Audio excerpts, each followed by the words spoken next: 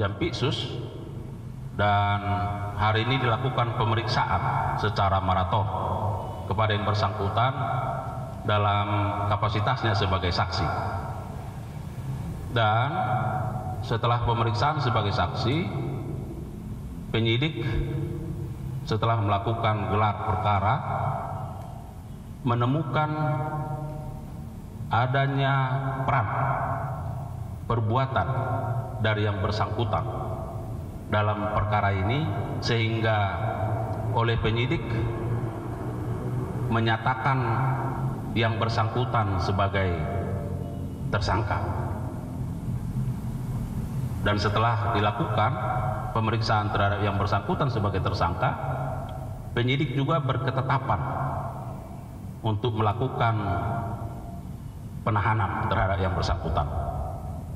Ya, oleh karenanya kita akan menyimak secara baik bagaimana rilis yang akan disampaikan oleh Direktur Penyidikan dalam perkara ini. Kepada Pak Direktur Penyidikan kami persilakan. Terima kasih. Assalamualaikum warahmatullahi wabarakatuh. Waalaikumsalam. Selamat malam. Yang saya hormati Pak Kapus Penkum beserta jajaran, serta teman-teman dari wartawan yang malam ini hadir bersama kita. Saya akan menyampaikan terkait dengan perkembangan penyidikan tindak pidana korupsi, pengelolaan keuangan dan dana investasi oleh PT Asuransi Jiwasraya pada beberapa perusahaan periode tahun 2008 sampai dengan tahun 2018.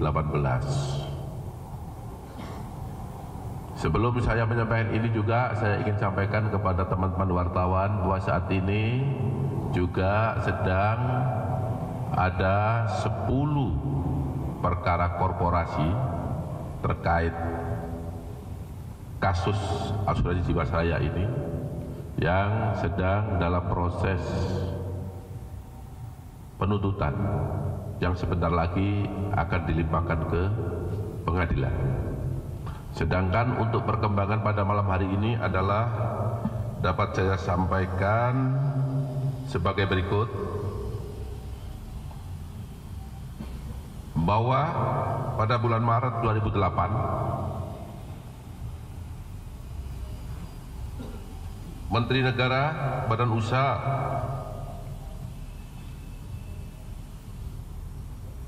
milik negara atau BUMN menyatakan bahwa PT Asuransi Jiwasraya dihadapkan pada kondisi insolven, yaitu kategori tidak sehat,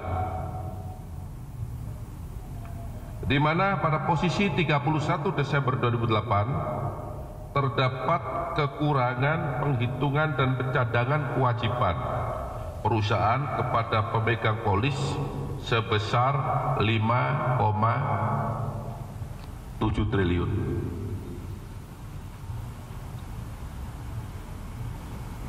Selanjutnya, karena PT Asuransi Jiwasraya merupakan perusahaan milik negara yang seluruh sahamnya dimiliki oleh negara dan bidang usahanya adalah di bidang asuransi jiwa sesuai dengan anggaran dasar dan anggaran rumah tangga, maka Menteri BUMN mengusulkan supaya penyehatan perusahaan tersebut kepada Menteri Keuangan dengan menambah modal sebesar 6 triliun rupiah dalam bentuk zero coupon bond dan kas untuk mencapai tingkat solvabilitas atau rasio keuangan yang mengukur kemampuan perusahaan untuk membayar kewajibannya.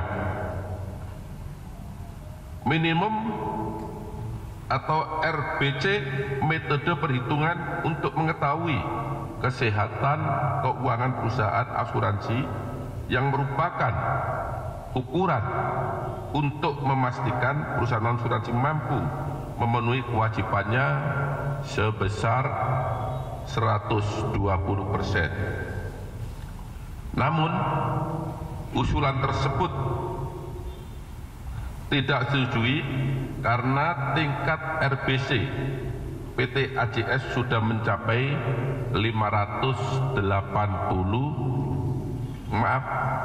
minus 580%. Kemudian, untuk mengatasi kondisi keuangan PT AJS tersebut, maka pada awal tahun 2008, Direktur PT AJS atas nama Hendrisman Rahim, yang perkaranya sudah diputus beberapa waktu yang lalu dan telah mempunyai kekuatan hukum tetap, bersama dengan Heri Prasetyo dan Syah Mirwan melakukan pembahasan tentang kondisi keuangan PT Asuransi Jiwasraya, yang mana dalam pembahasan tersebut dibahas tentang rencana restrukturisasi PT Asuransi Jiwasraya dengan tujuan untuk memenuhi restrukturisasi bisnis asuransi Jiwasraya sebagai akibat adanya kerugian pada tahun-tahun sebelum tahun 2008, dan bisnis produk-produk asuransi PT Asuransi Jiwasraya, yakni adanya ketimpangan antara aset yang dimiliki dan liability, yaitu kewajiban PT Asuransi Jiwasraya terhadap pemegang polis minus sebesar 5,7 triliun. Ini secara kronologis harus saya sampaikan fakta-fakta ini sehingga nanti menjadi jelas kenapa harus ada perkembangan penyidikan yang akan memularap penetapan terhadap tersangka baru.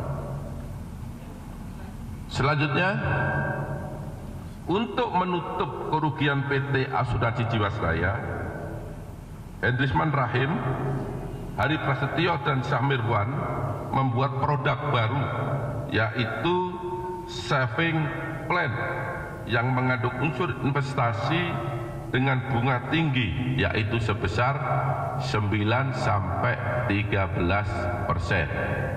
Sementara bunga bank pada saat itu sebesar 7,50 sampai dengan 8,75%, berarti di atas bunga rata-rata bank pada saat yang sama. Pemberian bunga yang tinggi tersebut atas sepengetahuan dan persetujuan dari tersangka IR, di mana untuk memasarkannya sebagai produk asuransi harus mendapatkan persetujuan dari Bapepam LK, dan berdasarkan ketentuan pasal 6 KMK nomor 422 garis miring KMK garis miring titik 06 garis miring 2003 tanggal 30 September 2003 tentang penyelenggaraan usaha perusahaan asuransi dan perusahaan reasuransi, yaitu pada pokoknya perusahaan perasuransian tidak boleh dalam keadaan insolvensi atau kondisi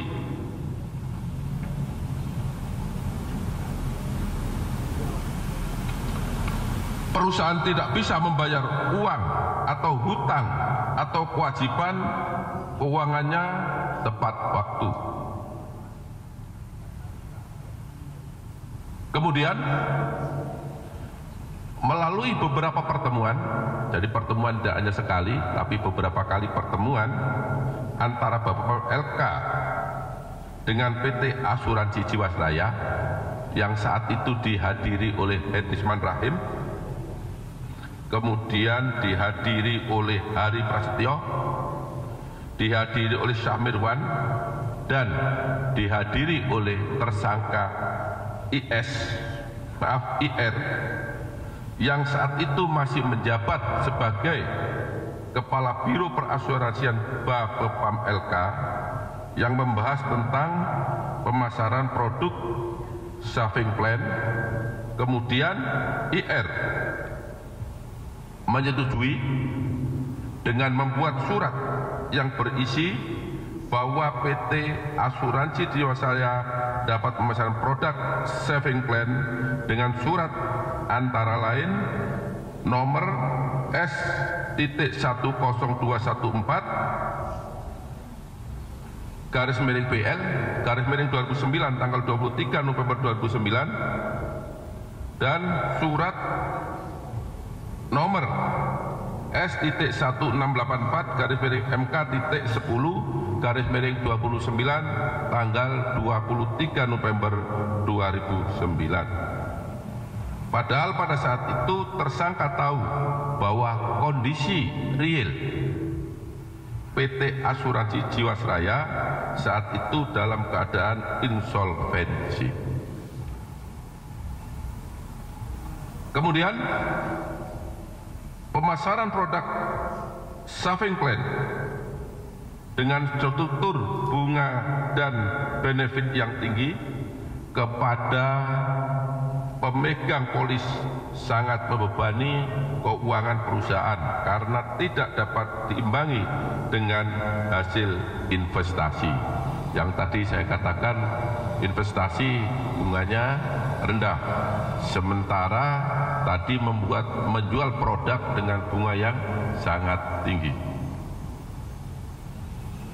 Bahwa premi yang diterima oleh PT Asuransi Jiwasraya melalui program JS Saving Plan pada periode tahun 2014 sampai 2017 sebesar 47,8 triliun.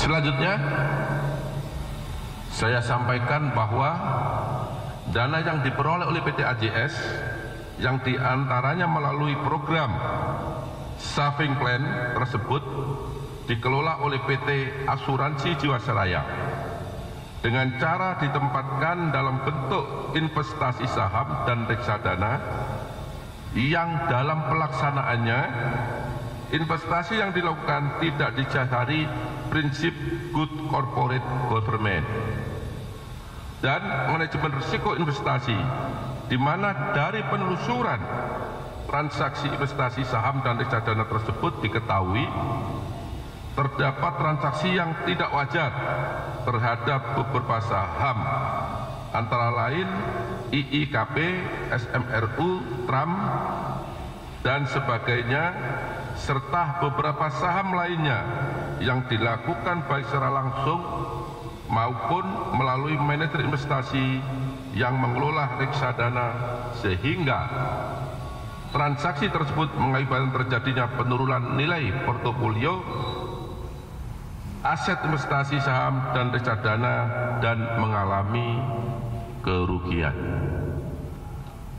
Terhadap beberapa fakta tersebut, pada malam hari ini tim penyidik telah menemukan bukti yang cukup adanya perbuatan pidana yang dilakukan oleh IR yang saat itu menjabat sebagai Kepala Biro Perasuransian pada Bapepam LK periode 2006 sampai dengan 2012. Penetapan tersebut berdasarkan surat nomor tab /11/F.2/F.2 tanggal 7 Februari 2025. Kemudian terhadap tersangka diduga melanggar pasal 2 ayat 1 atau pasal 2 junto pasal 3 junto pasal 18 Undang-Undang Republik Indonesia nomor 31 tahun 1999 tentang pemberantasan tindak pidana korupsi sebagaimana diubah dengan Undang-Undang nomor 20 tahun 2001 junto pasal 55 ayat 1 ke 1 Kitab Undang-Undang Hukum Pidana. Perbuatan sebagaimana tersebut di atas berdasarkan laporan hasil pemeriksaan investigasi dalam rangka penghitungan kerugian negara atas pengelolaan keuangan dan dana investasi pada PT Asuransi Jiwasraya periode 2008 sampai dengan 2018 sejumlah 16 triliun 807 miliar 283.375.000 rupiah. Terhadap tersangka pada malam hari ini dilakukan penahanan selama 20 hari ke depan dan dilakukan penahanan di Rutan Salemba Cabang Kejaksaan Agung berdasarkan surat perintah penahanan nomor 11-F-2-02-02-02-2025 tanggal 7 Februari 2025 dan yang bersangkutan saat ini menjabat sebagai Dirjen Anggaran pada Kementerian Keuangan Republik Indonesia. Demikian yang dapat saya sampaikan. Kurang lebih saya mohon maaf apabila ada kata-kata yang kurang jelas, yang kurang dipahami, dan saya akhiri. Wabillahi taufiq wal hidayah. Wassalamualaikum warahmatullahi wabarakatuh. Waalaikumsalam warahmatullahi wabarakatuh. Baik, saya kira demikian rekan-rekan media ya, karena penjelasan dari Pak Direktur Penyidikan sudah sangat begitu jelas, runut ya, dan kasus posisinya juga sudah disampaikan, sikap penyidik juga sudah disampaikan, unsur kerugian keuangan negaranya juga sudah dipaparkan. Saya kira kalau ada 1-2 ya, barangkali ada pertanyaan penegasan, dipersilakan, dan kalaupun tidak saya kira ya kita sudahi. Ada? Ya, silakan. Tadi disampaikan ada 10 perkara korporasi yang dalam penuntutan. Mungkin boleh dijelaskan kembali. Ya. Sebelumnya ada 13 korporasi ya yang dalam kasus ini. Ya. Silakan. Ini saya luruskan karena banyak berkaitan ya. Jadi 10 korporasi itu Asabri, bukan Jiwasraya, mohon maaf. Ya. Clear ya? Cukup? Berarti dengan apa namanya periodisasi 2019 dan juga tadi jumlah kerugiannya 16,8 T itu berarti pengembangan atau penerusan dari kasus yang sebelumnya Pak ya, yang tersangka Cokro itu. Ya. Ya? Ya, cukup. Ya, saya kira demikian. Rekan-rekan media, sekali lagi terima kasih karena sudah berlelah ya bersama kami terus. Terima kasih untuk supportnya, terima kasih untuk kedatangannya, dan mudah-mudahan dukungan media terus bagi kami akan terus kami lakukan, kami gunakan. Kami akan terus juga menjadikannya sebagai support bagi kami dalam rangka institusi jaksa yang terus bergerak ke arah yang lebih baik. Terima kasih, mohon maaf kalau ada kekurangan. Billahi taufiq wal hidayah. Wassalamualaikum warahmatullahi wabarakatuh. Terima kasih.